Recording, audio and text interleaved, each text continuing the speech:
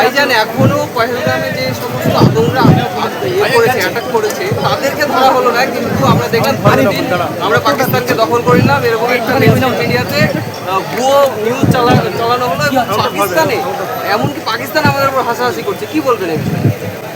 অবশ্যই কেন্দ্র সরকার আসার পরে শুধু পাকিস্তান নয়, যারা আমাদের সামনে সুজায় দাঁড়াতে পারে না সেসব ছোট ছোট দেশগুলো আমাদের ঘরে নিয়ে মজা নিচ্ছে।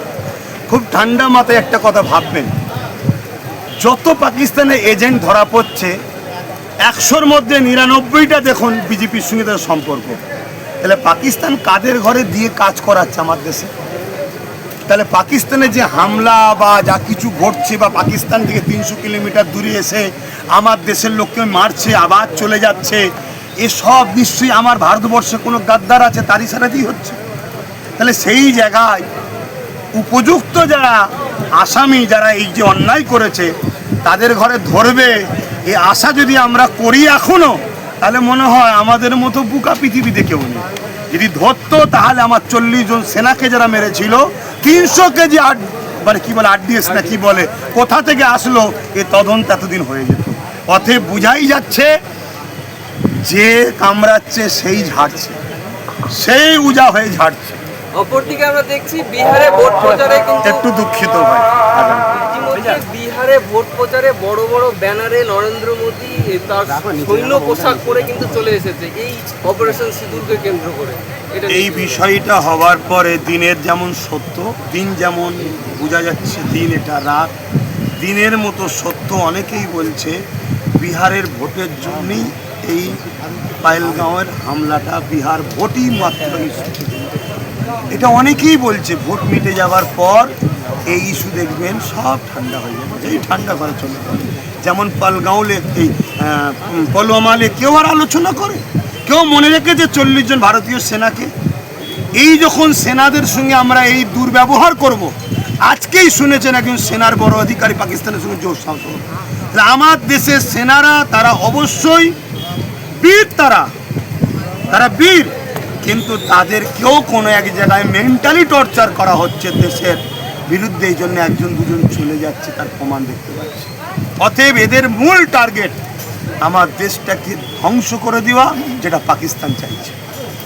এখন অনেক গুপ্তচর বেরোচ্ছে ভারত থেকে, এবং তাদের অনেকেই সারপ্রাইজিংলি আমি যদি বলি তাহলে তারা কিন্তু মুসলিম নয়, অন্য ধর্মের, অন্য যদিও ধর্ম কারো হয় না যারা সন্ত্রাসবাদী হয়, কিন্তু তাদেরকে নিয়ে কিন্তু মেন স্ট্রিম মিডিয়া থেকে শুরু করে সরকার থেকে শুরু করে তারা কিন্তু চুপ, কিছু বলছেন না। আপনি যে বললেন সন্ত্রাসদের ধর্ম হয় না, এটা অন্য সব ধর্মের ক্ষেত্রে হয়।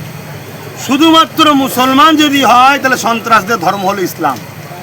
আর হিন্দু যখন সন্ত্রাসী করে, অন্য কেউ যখন সন্ত্রাসী করে, তখন এই কথাটা বলা হয় সন্ত্রাসদের ধর্ম নাই।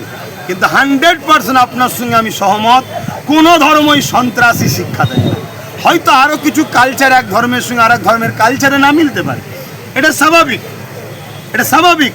আর এটাই তো মানে সৌন্দর্য একটা, যে আমার এক পছন্দ তোমার এক পছন্দ, এই অধিকার দেশ দিয়েছে, সবাই সবার পছন্দ নিয়ে চলে।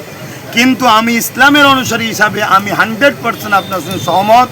যারা এই সন্ত্রাসী করছে এদের জন্ম হয়তো হিন্দু ধর্মে হলেও, কিন্তু এরা হিন্দু নয়।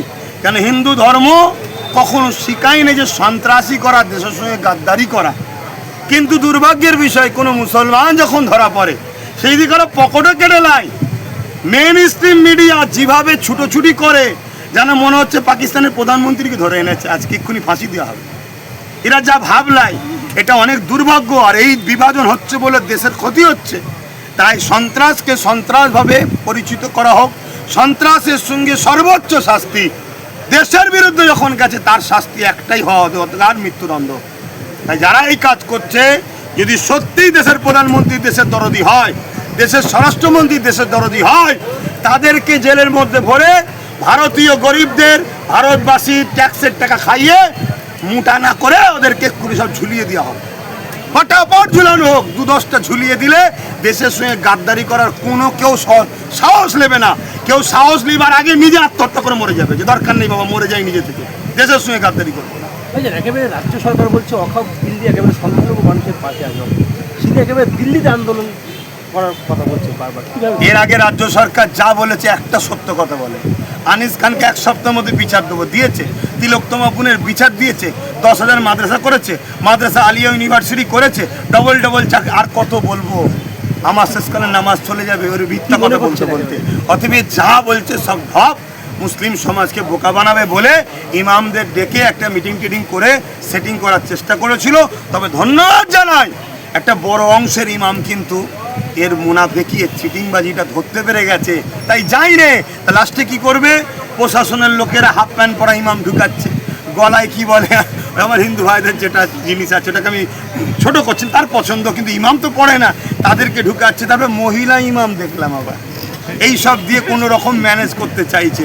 কিন্তু দুঃখ, এ কথা যখন বলেছিল আশেপাশে অনেক তো মুসলমানদের নেতা ছিল, একটা কেউ বললো না যে পরক্ষণ মাইকলে যে আপনার জন্য বাংলায় লড়লাম, আপনি বলেছিলেন কলকাতার রেড রোডে পুরো দেশের মুসলমান বিপদে পড়লে আমি সাথে আছি, দেশের মুসলমান ছাড়েন, বাংলার মুসলমানের একটু সাথ দেন না, কিচ্ছু করতে হবে না, শুধু বলুন আমি তো বিজেপির দুশ্মন, উনি তো বলে বিজেপির দুশ্মন, তোরা বিজেপির বিরুদ্ধে বল, আমি যা ওয়াকাব ঝেড়েছি এটা বলিস নি, এখন পরে বলবি, তাহলে মিটে যেত। রাজ্যে ওয়াকফ বিল নিয়ে যে আন্দোলন হচ্ছে কেন্দ্র সরকারের বিরুদ্ধে, কিন্তু রাজ্য সরকারের এমন কি অসুবিধা হচ্ছে তার জন্য বলছে যে দিল্লি গিয়ে আন্দোলন। এই তো ওয়াকফ কালা কানুনের বিরুদ্ধে কিছু আইন আছে, তার মধ্যে একটা আইন হচ্ছে 12 বছর কেউ যদি ওয়াকফ দখল করে থাকে, এতদিন ছিল ওটা তার হবে না, যখন ওয়াকফ বোর্ড চাইবে উচ্ছেদ করে দিতে পারবে। কিন্তু কেন্দ্র সরকার মুসলিম দরদিন নামে যে মুসলমানদের শেষ করতে চাইছে, তাতে লিখেছে ওই আইনের মধ্যে 12 বছর কেউ থাকলে সেটা তার হয়ে যাবে। রাজ্য সরকার অলরেডি 75,000 বিঘে জায়গা দখল করে রেখেছে, তো রাজ্য সরকার 13 বছর সেটা দখল করে রেখেছে, চাইছে আইন লাগু হলে 75,000 বিঘে মুসলমানদের মসজিদ মাদ্রাসা কবরস্থানের জায়গা আমার, তা বিজেপিও খাবে আমিও খাবো, মিলেমিশে আছি, এটা হতে পারে। আর না হয় তিনার ভাইপোর জেল বাঁচাবার জন্য বিজেপি সাথ দিচ্ছে, হয়তো ওপর থেকে বলেছে আমার আইনটা যেন বাংলায় লাগু হয়, আন্দোলন না করতে পারে, যদি তুই না রুকিস তাহলে পাঠাবি ডিসিবিআই, সেটা উনি আরও ভালো বলতে পারবে যে আপনার এত কষ্ট হচ্ছে কেন। বাংলায় একটা ওয়াকফ নিয়ে বিশাল আন্দোলন হচ্ছিল, তারপরেই মুখ্যমন্ত্রী মমতা বন্দ্যোপাধ্যায় বলল যে ওয়াকফ নিয়ে বেশি গুলোগুলি করলে আমার থেকে খারাপ কেউ হবে না, তারপরে আমরা দেখলাম যে আন্দোলনের ঝাঁজ অনেকটাই কমে গেল। এর সঙ্গে আমি একটু যুক্ত করবো ভাইজান, যে উনি কি তাহলে ভাবছেন যে মুসলিম ভোট তো আমার আছে, এবার কি সংখ্যাগুরুর দিকে উনি যেতে চাইছেন? দেখুন ওনার কি ভোট পলিসি আছে উনি জানেন, আমি এতটুকু জানি উনি আলেম উলামাদের মধ্যে এক অংশকে উনি খারিদ করে মনে করেছে এদের আমি কি বলি, ভাষায় বলি, হয়তো আল্লাহ রসুলের থেকে বড় কিছু হয়ে গেছে। উনি জানে না যে 34 বছরে বাম শুধু একটা কথা বলেছিল মাদ্রাসায় জঙ্গি হয়, রাতারাতি ফিনিশ করে দিয়েছে, উনি জানে না। আমরা মুসলমান হয়তো রাজনীতিতে আসিনি, এটা আমাদের পূর্বপুরুষদের হয়তো একটা কিছু অংশ, হয়তো কিছু মিস্টেক বলবো না, কিছু চিন্তাধারা ছিল, তা বলে এটা নয় যে কারো পিছনে ঘুরবো সে আমার ধর্মকে মিটাতে যাইবে আর তার দলদাস হয়ে থাকবো, এরকম আলেমুলামা মনে হয় পশ্চিমবাংলায় এখনো হয়নি। ইনশাল্লাহ জবাব দেবে আগামী দিন। আর এটা কি কথা বললেন যেন আপনি? গুলোগুলি, হ্যাঁ, গুলোগুলি করলে প্রকাশ্য দুশ্মনের কথা বললো। আমার মনে হয় প্রত্যেকটা আলেমুলামা ইমাম মুসলমানদের আওয়াজ তোলা দরকার, যারা আমার ওয়াকফের পক্ষে নাই তারা হলো আমাদের দুশ্মন। তাদের রাজ্য সরকার যদি মনে করে ওয়াকফের পক্ষে থাকবো না তাহলে দুশ্মন, আর যদি বলে থাকবো আন্দোলন করতে দেবো না, এটা হলো সম্পূর্ণ ভণ্ডমি করছে, নাটক করছে। আন্দোলনই একমাত্র পন্থা, সংবিধান বলছে কোনো অন্যায়কে রুকার। সুস্থ থাকেন, ভালো থাকেন, নামাজ পড়তে হবে। আসসালামু আলাইকুম।